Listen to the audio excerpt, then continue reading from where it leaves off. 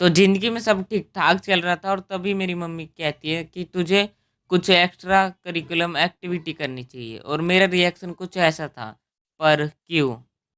ताकि तू अपने खाली टाइम का सही यूज कर सके। वैसे तो तू पूरे दिन ही खाली रहता है।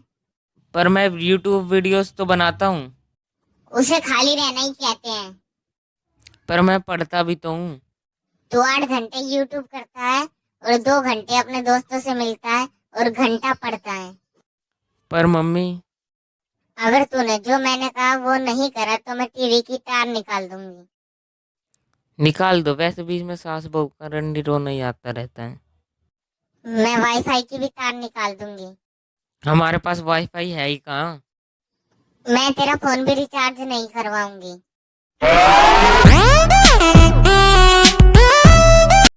एक तो मुझे ये समझ में नहीं आता कि इंडियन पेरेंट्स को एक्स्ट्रा शब्द से कौन-सा प्यार है? मतलब अगर इंडियन पेरेंट्स को दूसरे शब्दों में डिफाइन करना हो, तो वो है एक्स्ट्रा।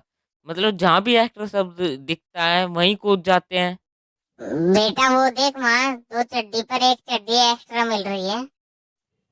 हाँ, तो बेटा एक्स्ट्रा। लेकिन मैं वो चड्डी नहीं पहनता और मेरे पास पहले से ही बहुत ज़्यादा चड्डी हैं। तो क्या हुआ बेटा, 2 चड्डी के साथ एक एक्स्ट्रा चड्डी भी तो मिल रही है ना। नहीं मम्मी, चलो यहाँ से। ठीक है फिर तेरी पॉकेट मनी बंद। अच्छा, ले लो। सच बताऊँ तो मुझे एक्स्ट्रा सबसे नफ़रत है क्योंकि ये सबकी गांड फाड़ देता है। एक्स्ट्रा क्लास, पहले तो मुझे ये बताओ कि ये आइडिया किसके दिमाग में आया कि बच्चे वैकेशन में मज़े करते हैं, तो चलो उनकी ज़िंदगी के लोड लगा दो। मतलब वैसे ही इतनी कम वैकेशन होती है, ऊपर से ये एक्स्ट्रा क्लास। और हमारे स्कूल में 10th और 12th की ही एक्स्ट्रा क्लास लगती थी।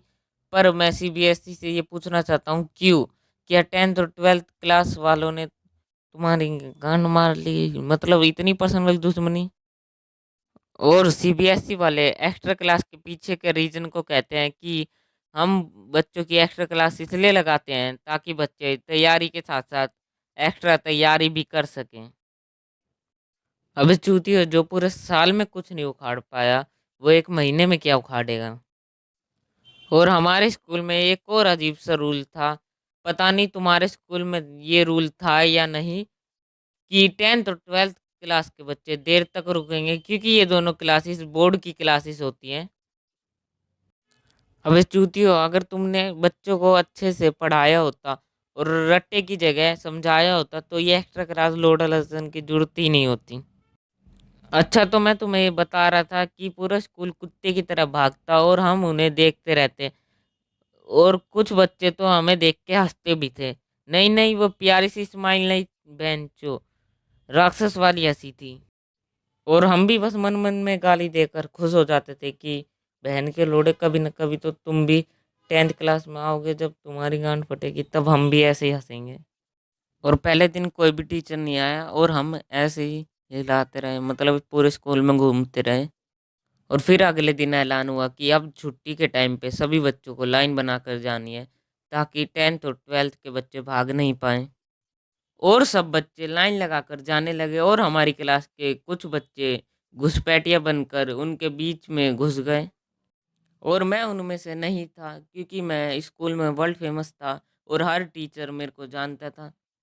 ऐसा कुछ भी नहीं था, मेरी बहुत ज़्यादा पढ़ती थी इसलिए मैं नहीं गया था।